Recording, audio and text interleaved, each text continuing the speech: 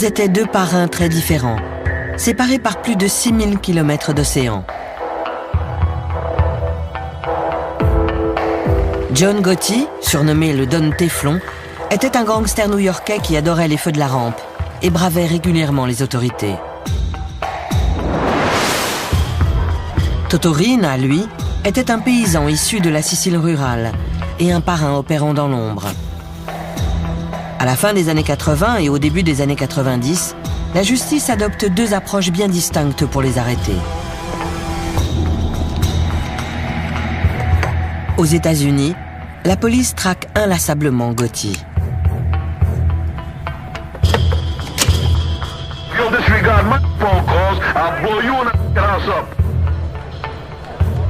En Sicile, il faudra une révolte des habitants de Palerme pour envoyer Rina derrière les barreaux.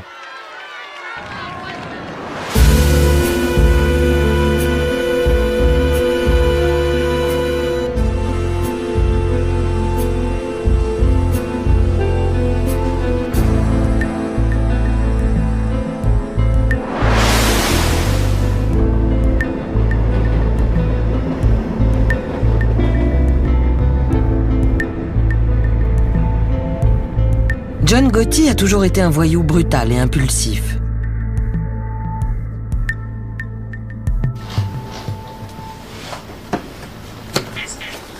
C'est dans un bar que le jeune gangster Henry Hill a vu Gotti, alors adolescent, pour la première fois.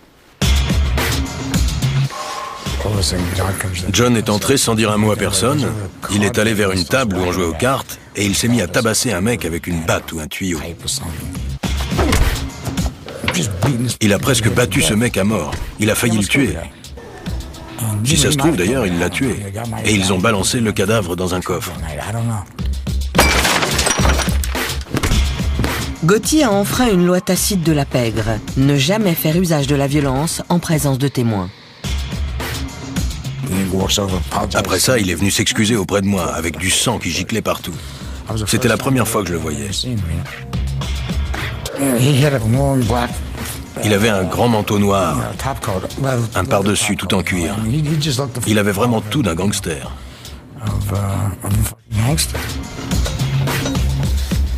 Il est évident que Gotti ne craint personne. Pour Henry Hill, il ne fait aucun doute que l'homme ira jusqu'au sommet. C'était un type en pleine ascension. Il avait sa propre bande et ça se voyait qu'il allait devenir quelqu'un. Ça se voyait, il avait cette présence. Mais il y a un obstacle sur sa route. Paul Castellano. C'est le chef de la famille Gambino, la plus puissante de toutes les familles mafieuses américaines. Castellano est un gangster à l'ancienne, un mafioso qui dissimule ses crimes sous un vernis de respectabilité. Paul avait deux casquettes. Il pouvait se mêler aux avocats, aux promoteurs, aux hommes d'affaires, aux médecins et parler le même langage. Mais s'il endossait sa casquette Gambino, il pouvait discuter de la mort d'un homme et dire « Ok, il faut l'éliminer ». Gotti doit supprimer Castellano pour prendre sa place. Mais il n'est pas le seul à vouloir se débarrasser de lui. En 1983, le président Ronald Reagan déclare la guerre au crime organisé. Il vise l'instance dirigeante de la mafia, la commission. Paul Castellano en fait partie. En vertu de l'inflexible loi RICO anti-mafia, les autorités peuvent poursuivre Castellano et les autres parrains pour entreprises criminelles, s'ils parviennent à prouver l'existence de la commission. Elle est si secrète que la seule rencontre prouvée par le FBI remonte à 1957.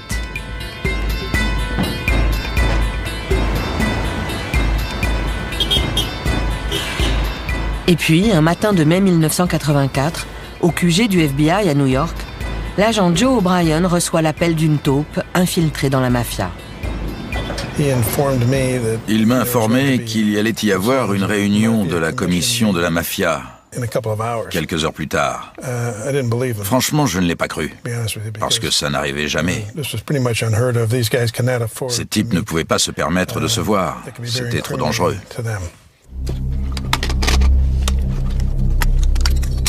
Si le FBI parvient à photographier cette rencontre, ça les aidera à démanteler la commission.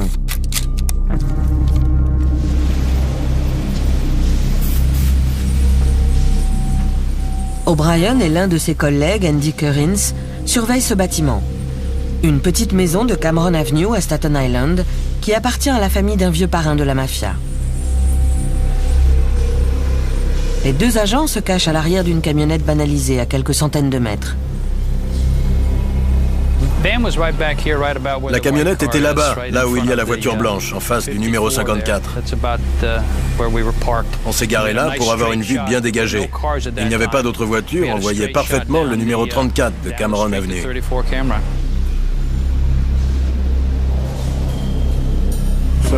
On a attendu 3 heures jusque vers 16h30. Et là, ils ont commencé à sortir, une famille après l'autre. Les chefs des familles Gambino, Lucchese, Colombo et Genovese apparaissent chacun leur tour. Et enfin, on a vu sortir notre invité d'honneur, le très attendu Paul Castellano. Castellano est le parrain des parrains. Il était traité comme un roi. On pouvait presque voir le tapis rouge. C'était très représentatif du fonctionnement et du protocole de la mafia. C'était sensationnel. Je ne sais pas comment Andy a réussi à faire des photos sans trembler. Il utilisait mon épaule comme trépied. Et pendant un moment, j'ai arrêté de respirer. Castellano n'était pas pressé. Il a tiré quelques bouffées de son cigare, il est monté dans sa voiture et il est parti. Les photos sont explosives. Le FBI sait qu'une preuve visuelle aussi flagrante fera merveille auprès d'un jury.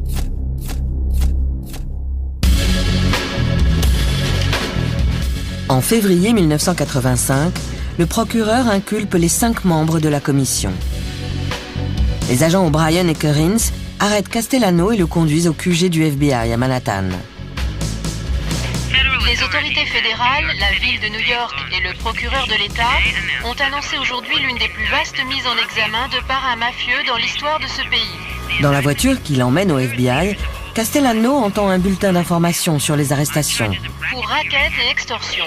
Ces charges sont passibles de peine allant jusqu'à 20 ans de prison. C'est le début de la fin de son règne.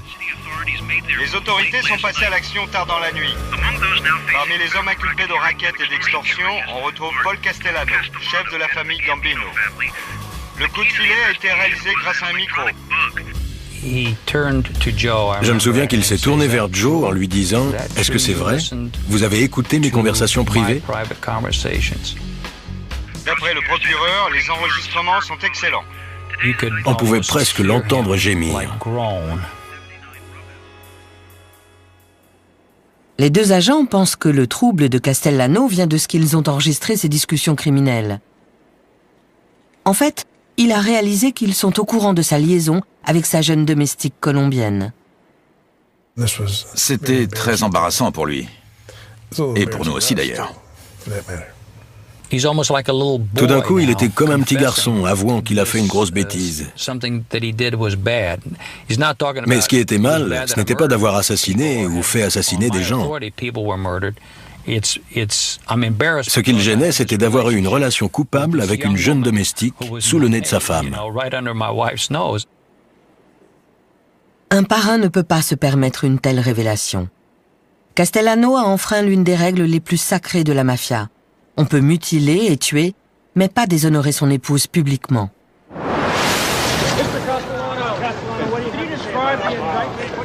Les photos sont un des principaux éléments de preuve du procès à venir.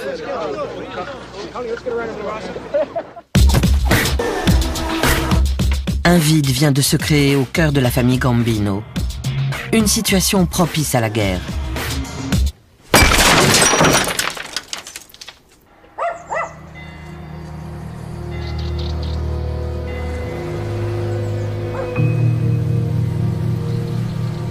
Et pour savoir à quoi ressemble une guerre mafieuse, la pègre new-yorkaise n'a qu'à se tourner vers la Sicile.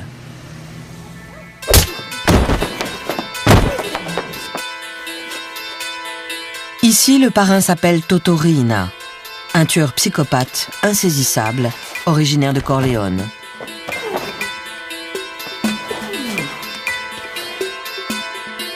Cette place forte de Cosa Nostra, perchée sur les montagnes du centre de la Sicile, donnera plus tard son nom au personnage de Marlon Brando dans le film Le Parrain.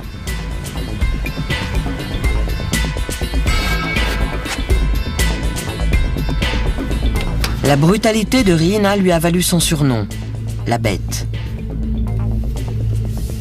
À l'époque, Corleone est réputé comme la ville d'origine des mafiosi les plus coriaces, comme l'explique un membre de la cellule antimafia locale.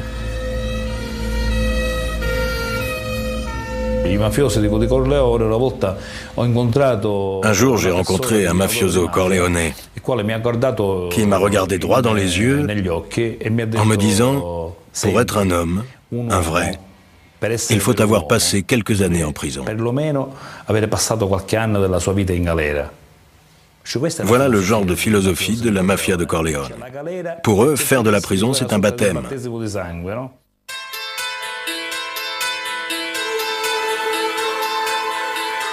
La famille de Riina a pris le contrôle de Cosa Nostra au terme d'une guerre sans merci. Au début des années 80, les rues de Palerme baignent dans le sang de ses victimes. Pendant 6 mois, un nouveau cadavre surgit tous les 3 jours.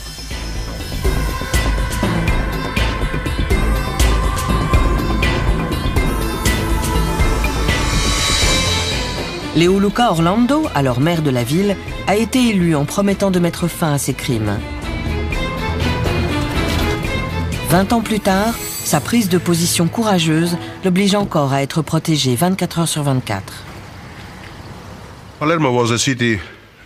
Palerme était une ville qui vivait dans le silence et l'obscurité. Pour ne pas être impliqués dans ces meurtres, les citoyens niaient l'existence même de la mafia. On ne voit rien, on ne dit rien, on n'entend rien. Ce n'est pas notre problème. Qu'ils s'entretuent, ça ne nous regarde pas. Si on ne parle pas de la mafia, on ne mourra pas. L'homme qui dirige l'enquête sur Riina est un magistrat, le juge Giovanni Falcone. Il a grandi dans un quartier pauvre de Palerme et certains de ses camarades d'école sont devenus des mafiosi. Mais contrairement à eux, il a choisi de se battre du côté de la loi.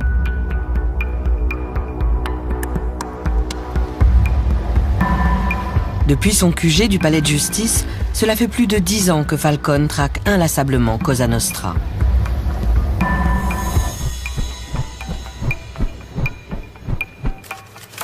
En 1987, il a connu son heure de gloire.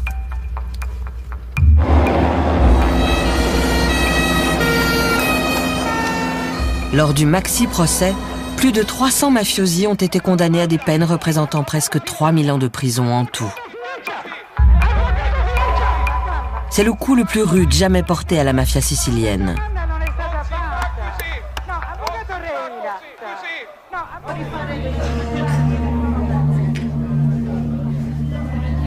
Mais le parrain des parrains, Toto Riina, a échappé au coup de filet.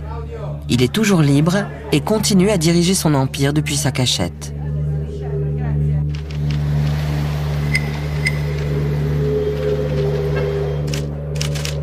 Falcone subit d'autres menaces, plus proches. Il a peu d'amis au palais de justice.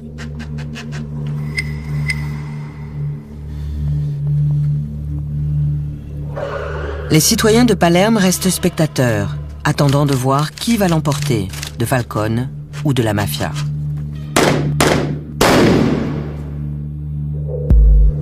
Cet isolement est dangereux. Parmi ceux qui combattent la mafia, plusieurs ont déjà été tués sur les ordres de Riina.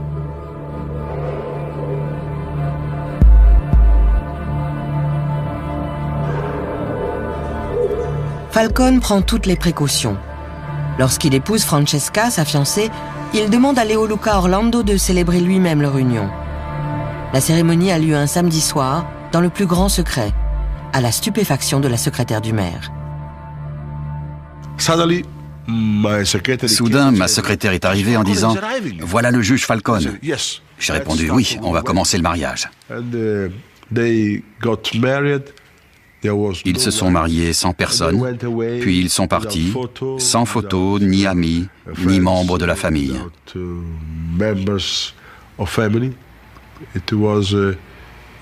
C'est un des sacrifices que Giovanni et Francesca ont consenti pour le combat contre la mafia.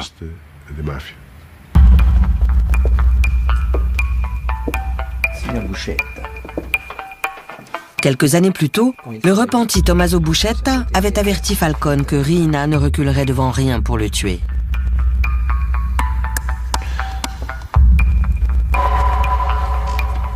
N'oubliez jamais ça. Une fois que vous avez un compte avec la mafia, vous ne pouvez le solder qu'à votre mort. La menace n'est pas à prendre à la légère.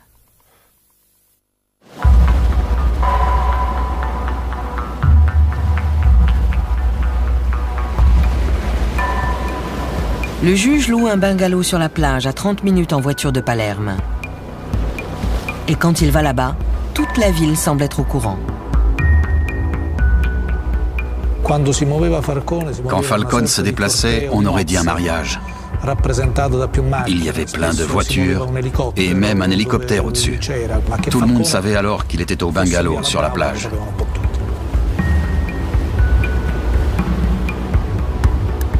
Mais l'anneau d'acier qui le protège ne change rien aux yeux de Riina. Un après-midi de juin 1989, Falcone se détend sur la plage. Un garde du corps consciencieux remarque alors un sac de sport posé près de la maison et qui paraît avoir été oublié dans les rochers au bord de l'eau. En l'entr'ouvrant, il aperçoit des fils électriques connectés à 58 bâtons de plastique.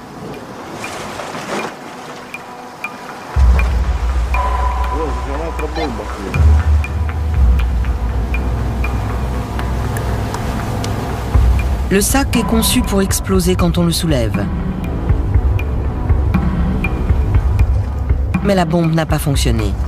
Falcone vient d'échapper à la mort.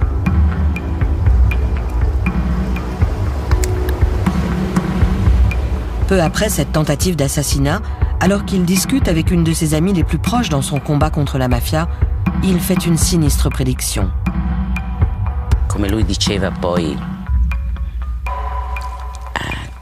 Comme il me l'a dit lui-même quand on s'est vu, après ça,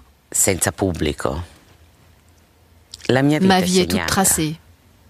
Je sais que la mafia finira par me tuer un jour ou l'autre. La seule chose que je ne sais pas, c'est quand.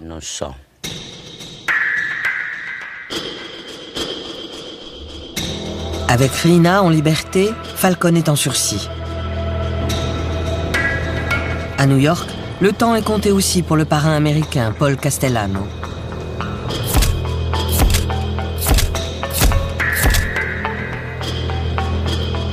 En attendant l'ouverture de son procès pour racket, il ne s'aventure que rarement hors de sa maison, une demeure luxueuse dans le quartier le plus prisé de Staten Island.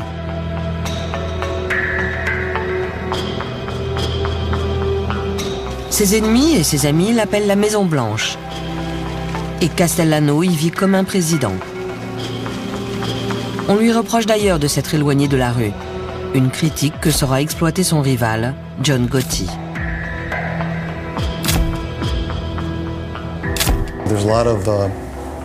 Beaucoup critiquaient Castellano en disant qu'il s'occupait trop de ses procès et pas assez de la famille, désormais divisé entre les nantis et les autres.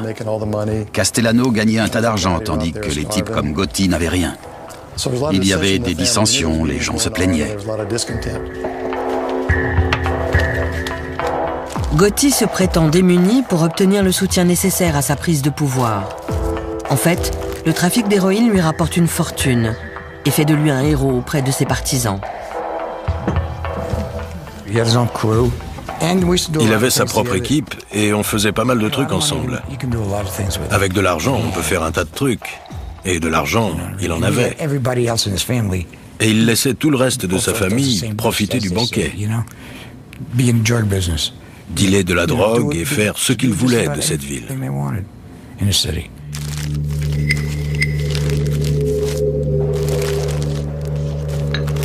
La justice poursuit la bande de Gotti pour trafic de drogue, compliquant encore la situation de Castellano. Ce dernier décide donc de se débarrasser d'eux. Gotti sait qu'il doit agir. C'est l'heure de la confrontation.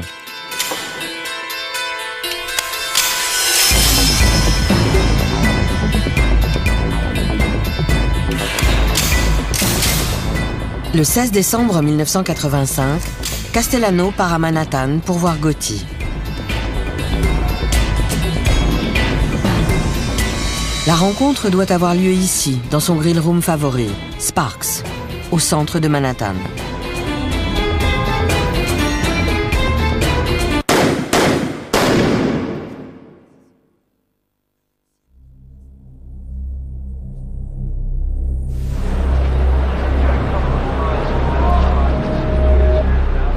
Castellano et son chauffeur sont abattus devant le restaurant.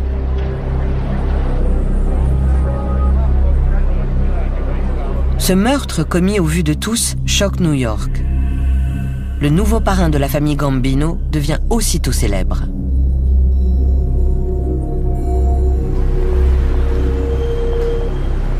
À l'époque, Gotti doit être jugé pour racket. Avant la mort de Castellano, il était presque inconnu du grand public.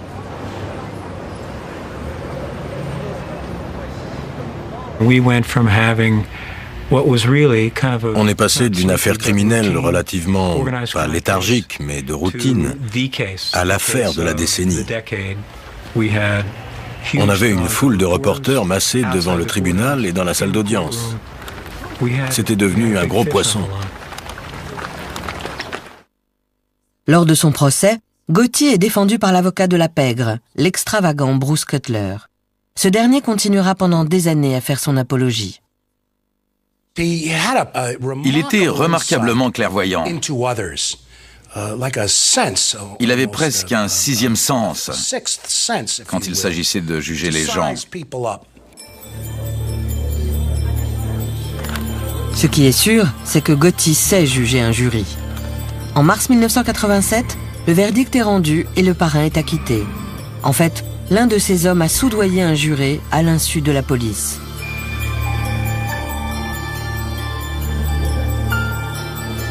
Inculpé de nouveau à 2 reprises pour voie de fait, il est à chaque fois représenté par Bruce Cutler.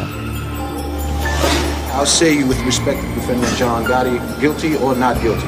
You find him not guilty. Il sort blanchi des 2 procès, en faisant corrompre et intimider les témoins. Le Don Teflon est né.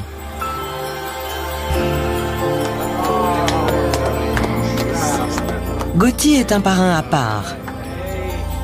Il ne fait pas mystère de son statut de chef de la mafia.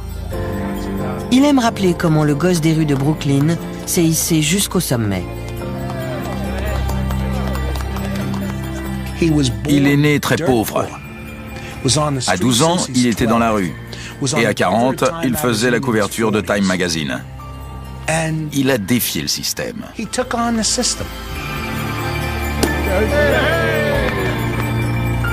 Son ancien avocat décrit Gotti comme un Robin des Bois moderne, luttant contre les pouvoirs en place.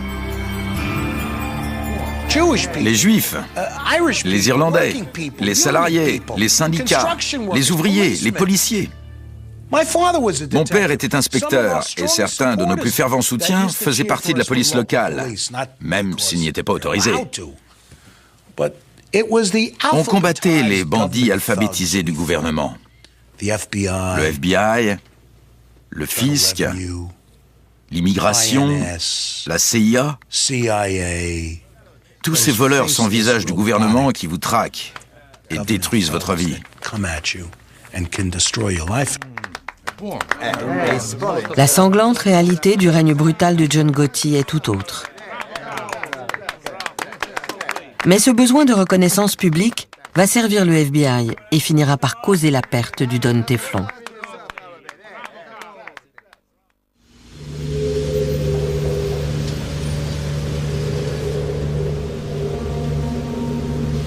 En Sicile, les autorités n'ont pas le même genre de problème que leurs homologues américains.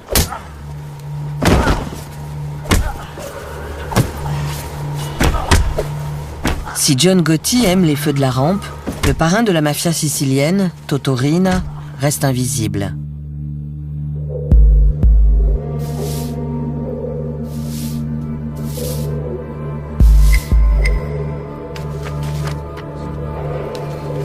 Le juge Giovanni Falcone est déterminé à le débusquer. Mais il a besoin de trouver un lien entre Riina et les crimes perpétrés en son nom par son armée de tueurs.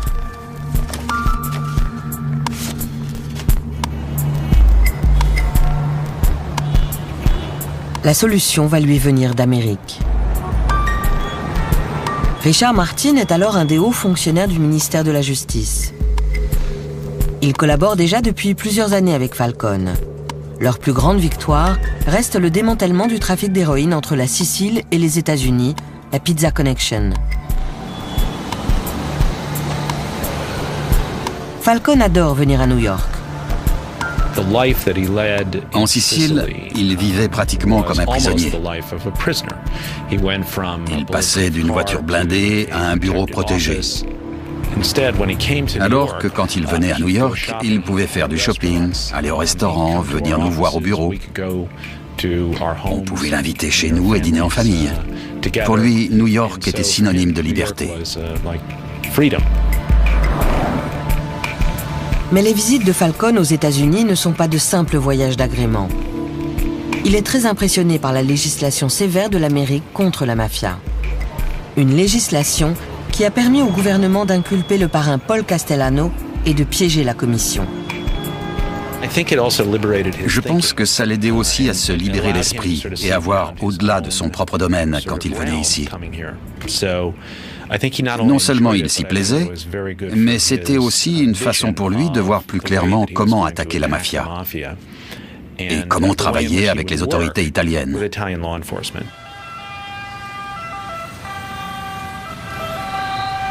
En 1991, un nouveau ministre de la Justice entre en fonction à Rome, déterminé à écraser enfin Cosa Nostra.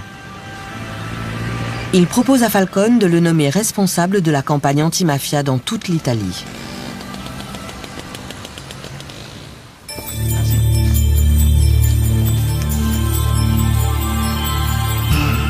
Le juge saisit cette occasion de quitter Palerme et de mettre en pratique ce qu'il a appris aux États-Unis. Ses idées sont révolutionnaires. Il entend former un équivalent italien du FBI. Dans tout le pays, la lutte contre le crime organisé sera centralisée sous ses ordres.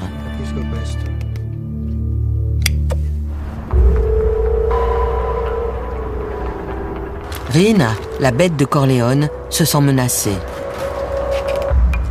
Quelques années plus tôt, il a déjà essayé de tuer Falcone dans sa résidence secondaire. Il revient à l'attaque.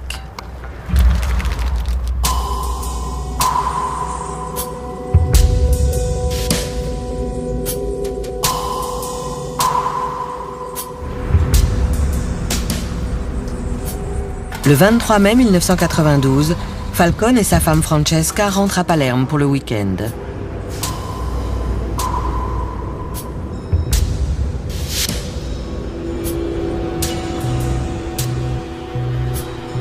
À quelques kilomètres de l'aéroport, les hommes de Riina ont déposé une bombe d'une demi-tonne dans une canalisation sous l'autoroute rejoignant la ville.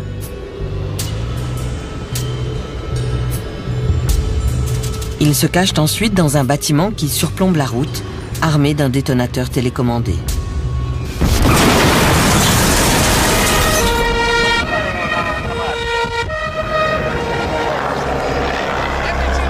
Une gigantesque explosion a éventré l'asphalte.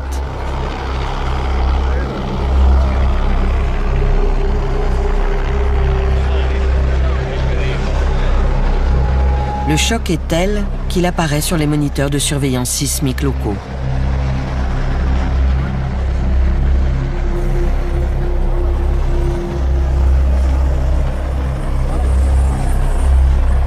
Maria Falcone, la sœur de Giovanni, était chez elle lorsqu'elle a appris la nouvelle. Lorsque mon mari m'a dit ce qui s'était passé, Je me suis précipitée hors de la pièce et j'ai appelé la police. Ils m'ont annoncé que Giovanni avait été emmené à l'hôpital.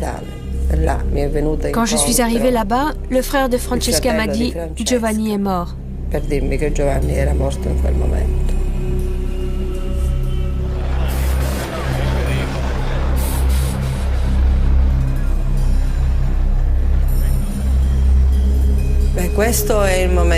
Ça a été le moment le plus douloureux de ma vie. Pas seulement parce que j'étais sa sœur, mais aussi en tant que citoyenne italienne.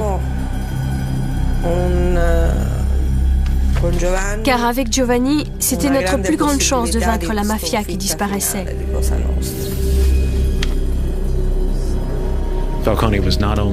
Falcone n'était pas seulement un collègue. Je suis fier de pouvoir dire que c'était aussi un ami.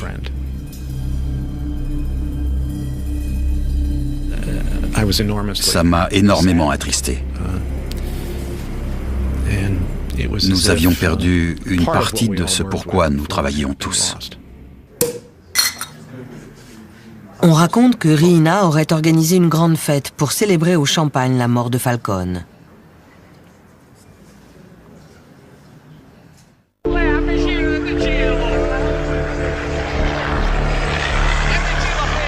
La femme de Falcone, Francesca, et 3 gardes du corps sont également morts dans l'explosion.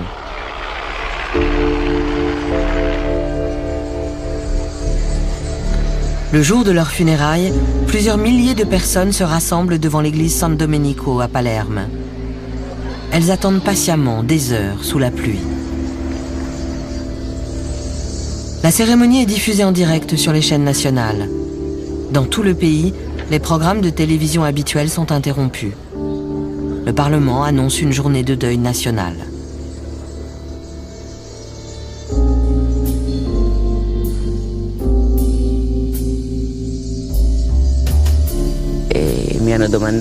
On m'a demandé comment j'avais réagi en apprenant la nouvelle. Et j'ai répondu, j'ai pleuré.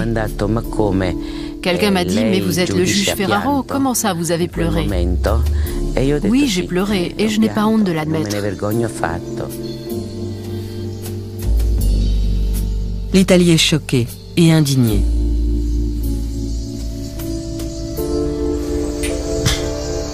Mais cela n'arrête pas Toto Riina. Tous ceux qui se mettront en travers de sa route subiront le même sort.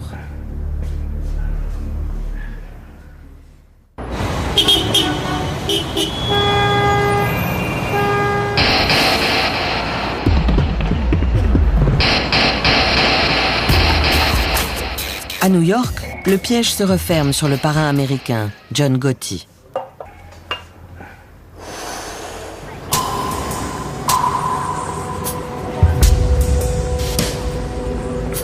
Ce magasin de vêtements de Little Italy à Manhattan était autrefois le Ravenite Social Club, siège des opérations criminelles de la famille Gambino.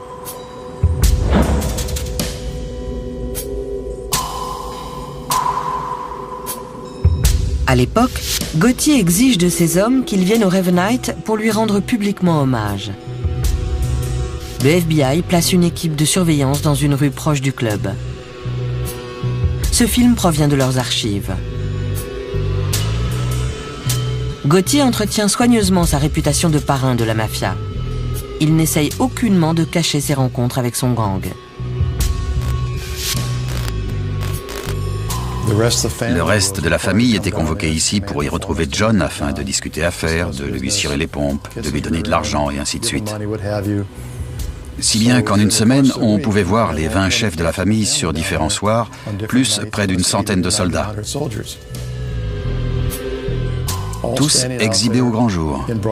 Pour nous, c'était une véritable mine d'or de pouvoir identifier l'ensemble de la famille Gambino dans la semaine, au même endroit.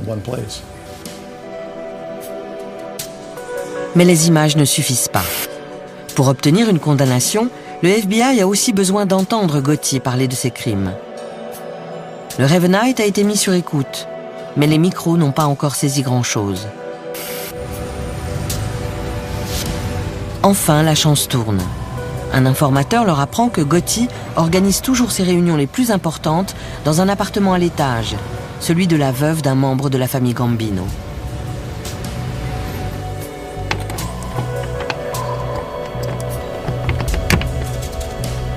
Le FBI profite du départ en vacances de la vieille dame pour poser un micro sur place.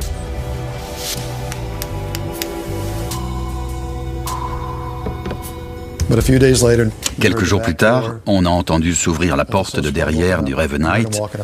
On les a entendus monter l'escalier et entrer dans l'appartement numéro 10.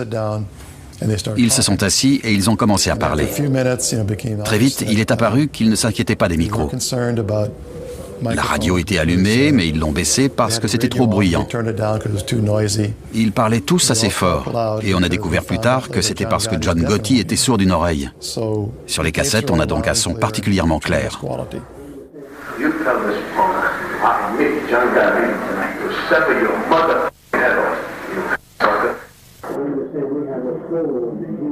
Les enregistrements dévoilent le véritable visage d'un parrain. Un visage très différent de celui que Gotti montre à ses fans.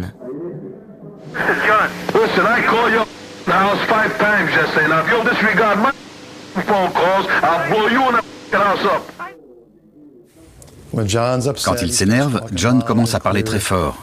Et il oublie qu'il y a des choses dont il ne devrait pas parler, comme d'anciens meurtres. Gotti est arrêté. En janvier 1992, il est inculpé d'homicides multiples et de racket. C'est son 4e procès en 6 ans. Pourtant, New York reste fasciné par John Gotti. Les célébrités affluent. Dans les tribunes, on se serait vraiment cru au cirque. Mickey Rourke et Anthony Quinn sont venus voir le procès.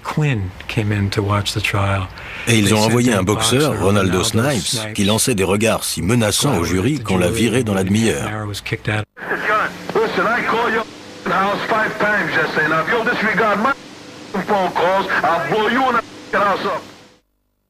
Gotti était fidèle à lui-même, arrogant et provoquant. Mais il suffisait de le voir écouter ses enregistrements pour comprendre qu'il regrettait d'avoir eu une si grande gueule.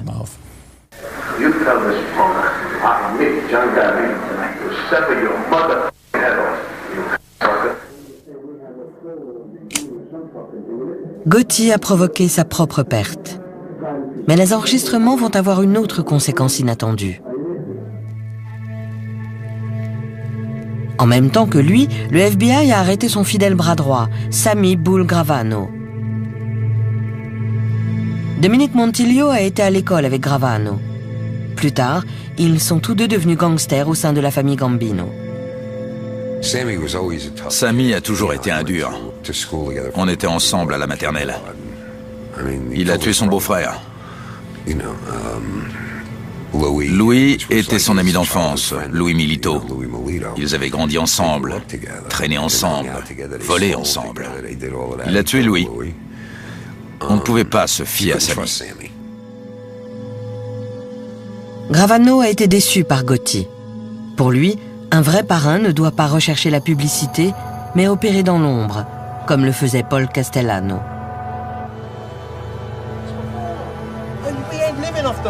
Mais Gotti ne respecte personne, pas même son adjoint. Une erreur que le FBI va exploiter. Lors des audiences préliminaires, Bruce Moe fait écouter une bande à Gotti et Gravano. On y entend le parrain critiquer vivement son bras droit.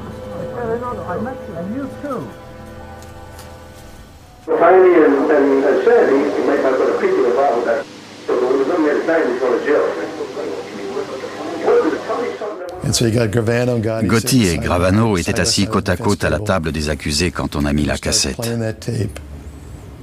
Sammy est devenu tout rouge, il était prêt à exploser. Et pour la première fois, John Gotti était gêné. Il a blêmi, il voulait se cacher sous la table. Il était gêné parce qu'il savait qu'il avait été surpris disant du mal de son conseiller et son bras droit. Gravano est le dernier clou dans le cercueil du parrain. Bruce m'a appelé un jour en me disant « Tu es assis ?» Oui. Sammy veut coopérer. On a fait venir Sammy, qui est entré, m'a serré la main et a dit « Je veux passer de notre gouvernement à votre gouvernement. » C'est la première fois qu'un personnage aussi haut placé trahit la mafia américaine. Le témoignage de Gravano porte le coup de grâce à Gotti. Il révèle comment ils ont tous deux organisé le meurtre de leur ancien parrain, Paul Castellano, puis l'ont regardé mourir depuis leur voiture.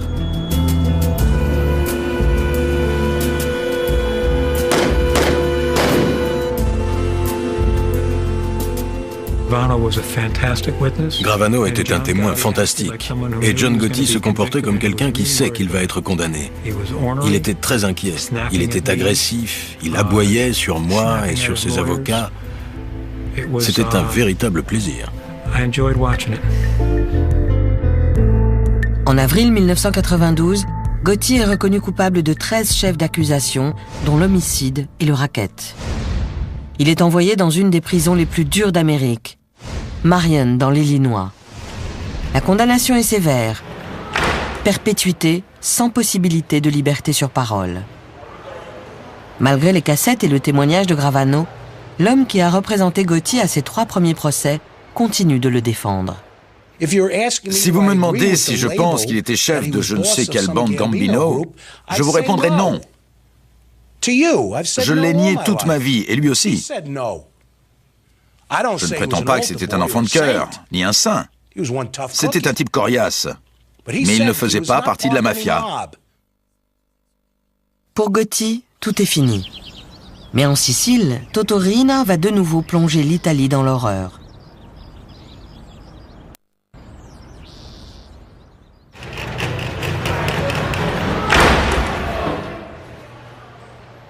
Le parrain américain a été condamné à passer le reste de sa vie en prison. Mais outre-Atlantique, le gouvernement italien semble impuissant. Le chef de Cosa Nostra agit à sa guise. Il a fait assassiner le juge antimafia Giovanni Falcone. Palerme attend avec angoisse son prochain coup.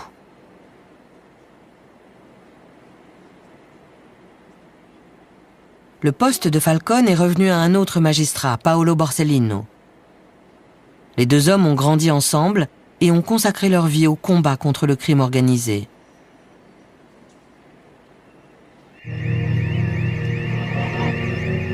L'après-midi du samedi 19 juillet 1992, 2 mois après le meurtre de Falcone, Borsellino rend visite à sa mère dans cet immeuble, comme chaque week-end.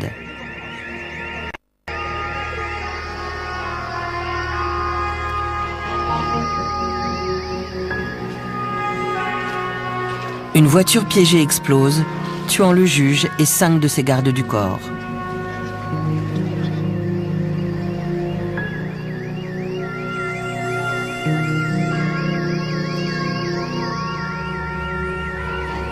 C'est la goutte d'eau qui fait déborder le vase. La population de Palerme organise une véritable révolte contre la mafia. Après l'assassinat de Paolo Borsellino, il y a eu une réaction massive des habitants de Palerme. Les femmes, les enfants, tout le monde s'est mis à crier « Basta, ça suffit, trop c'est trop ».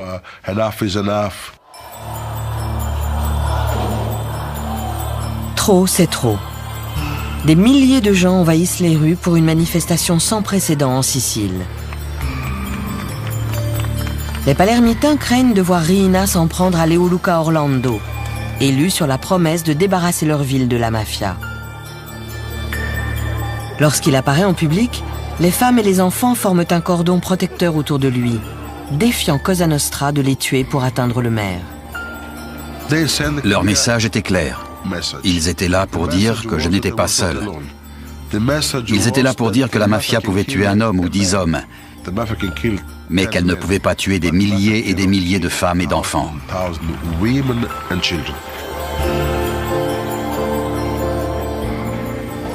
C'était le début de la fin. Le peuple est plus fort que la mafia.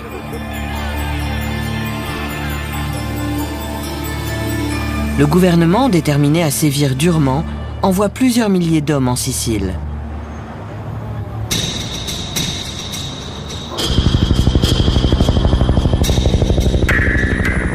En janvier 1993, la police italienne réussit son plus beau coup de filet. Suite à une dénonciation, Toto Riina est enfin arrêté.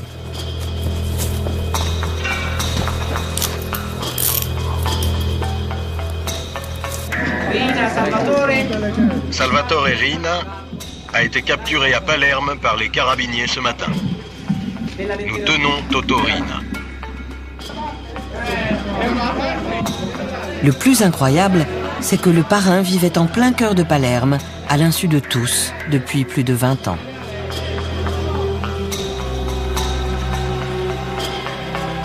Lorsqu'ils découvrent son visage, les Italiens sont stupéfaits. C'est ce paysan à l'air inoffensif qui a ordonné les meurtres brutaux de Falcone, de Borsellino et de centaines d'autres.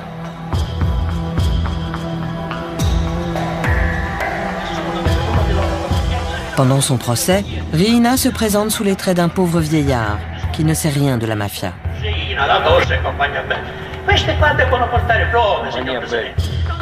Mais sa défense ne convainc pas.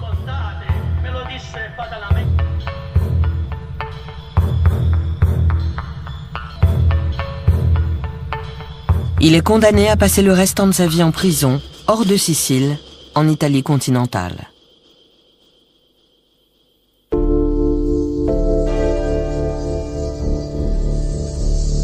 Des deux côtés de l'Atlantique, l'âge d'or des parrains semble révolu. John Gotti meurt d'un cancer en prison en 2002, après 10 ans d'enfermement. Sa mort marque la fin d'une époque.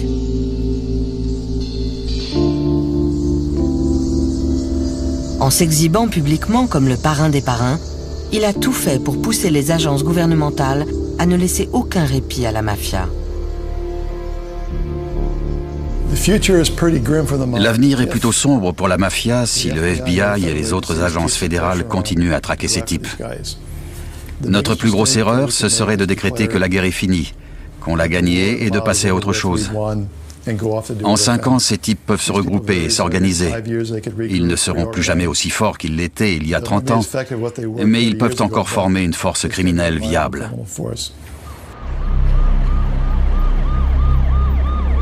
Aux États-Unis, la pègre évolue avec son temps. Elle trempe dans les escroqueries sur Internet, les lignes roses et les arnaques financières. Mais elle n'est plus aussi puissante. Pas question non plus pour le FBI de laisser les Russes, les Chinois ou d'autres criminels régner sur leur quartier comme l'ont autrefois fait les gangsters italiens.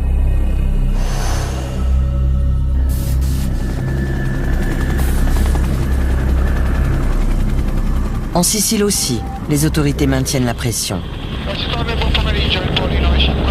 Mais dans ces collines, malgré l'emprisonnement de Riina, Cosa Nostra est toujours présente. Invisible, mais mortelle. Aujourd'hui, il y a de nouveaux chefs, eux aussi originaires de Corleone. Ils ont tourné le dos aux méthodes inefficaces de l'ancien parrain. Ils n'assassinent plus les personnalités publiques. Tout comme les parrains d'antan, ils préfèrent tirer les ficelles dans l'ombre.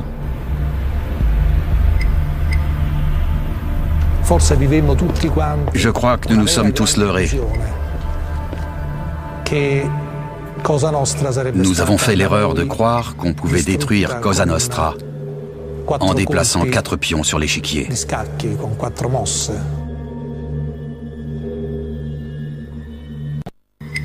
Aux États-Unis, la mafia est enfin en recul. Mais en Sicile, elle renaît de ses cendres. Elle s'adapte à son temps et change de méthode pour s'assurer que son pouvoir reste aussi inébranlable aujourd'hui qu'il l'a toujours été.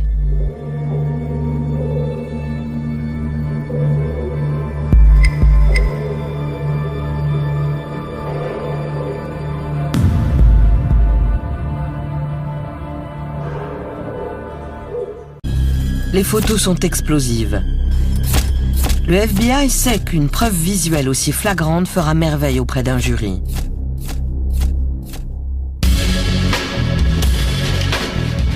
En février 1985, le procureur inculpe les 5 membres de la commission.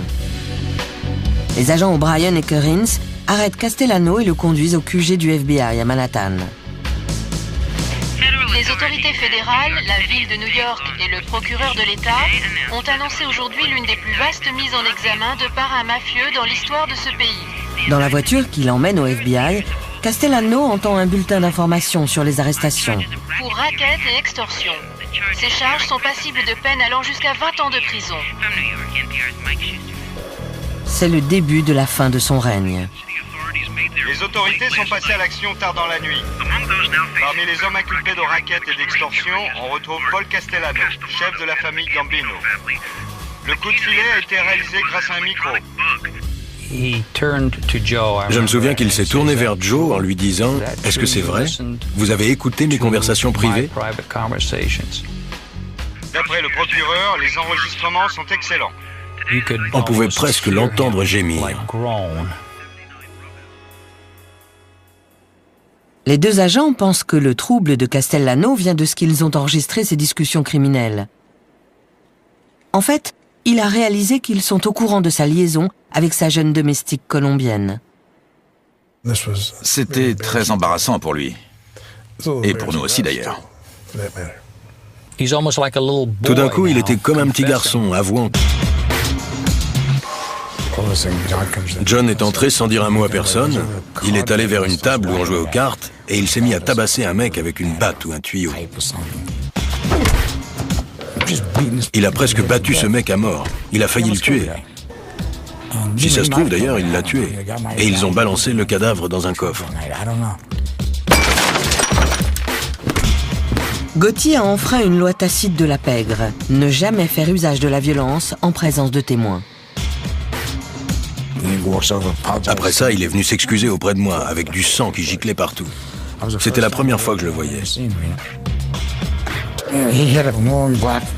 Il avait un grand manteau noir, un par-dessus tout en cuir. Il avait vraiment tout d'un gangster.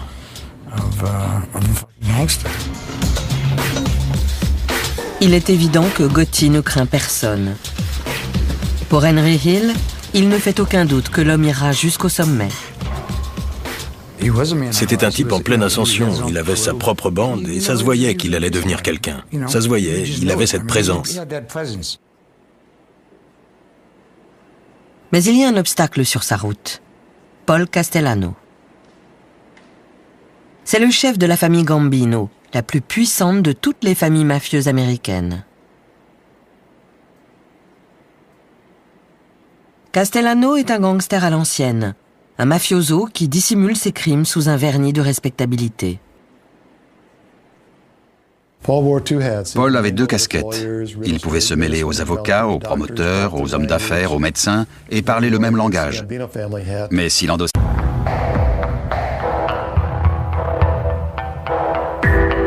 Ils étaient 2 parrains très différents, séparés par plus de 6000 km d'océan. John Gotti, surnommé le Don Téflon, était un gangster new-yorkais qui adorait les feux de la rampe et bravait régulièrement les autorités. Totorina, lui, était un paysan issu de la Sicile rurale et un parrain opérant dans l'ombre. À la fin des années 80 et au début des années 90, la justice adopte 2 approches bien distinctes pour les arrêter. Aux États-Unis, la police traque inlassablement Gotti.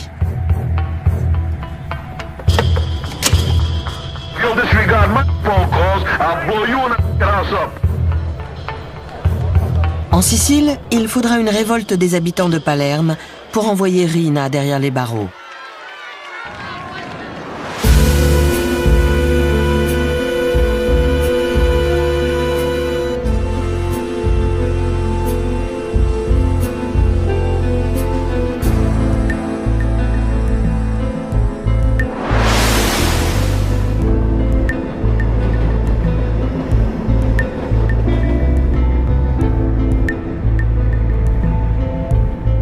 John Gotti a toujours été un voyou brutal et impulsif.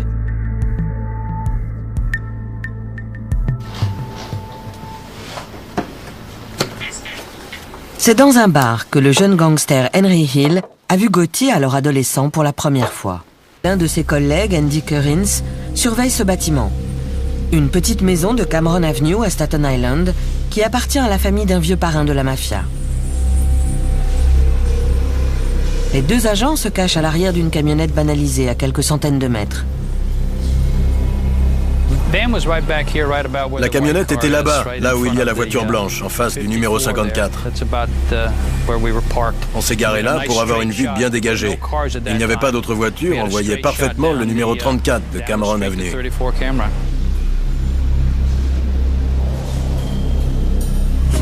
On a attendu 3 heures, jusque vers 16h30. Et là, ils ont commencé à sortir, une famille après l'autre. Les chefs des familles Gambino, Lucchese, Colombo et Genovese apparaissent chacun leur tour.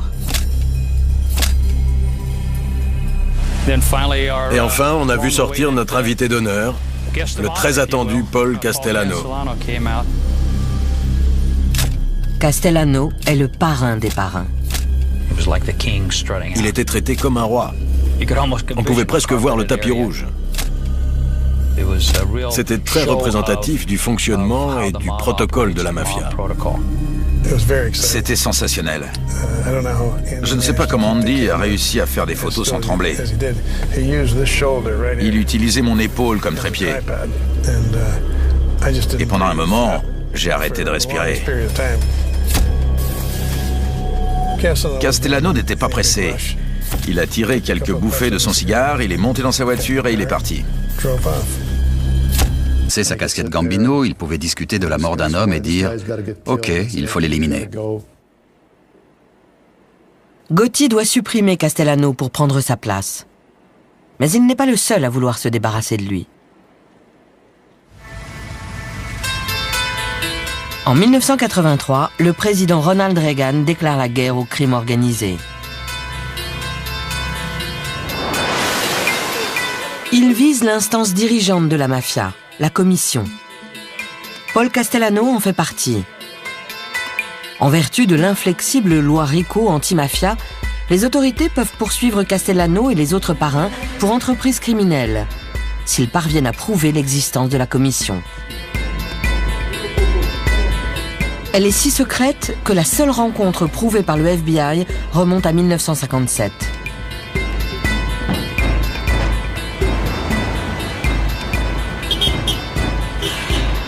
Et puis, un matin de mai 1984, au QG du FBI à New York, l'agent Joe O'Brien reçoit l'appel d'une taupe infiltrée dans la mafia. Il m'a informé qu'il y allait y avoir une réunion de la commission de la mafia quelques heures plus tard. Franchement, je ne l'ai pas cru, parce que ça n'arrivait jamais. Ces types ne pouvaient pas se permettre de se voir. C'était trop dangereux.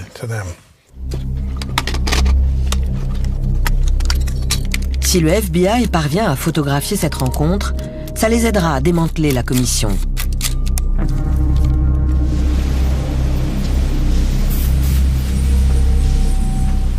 O'Brien est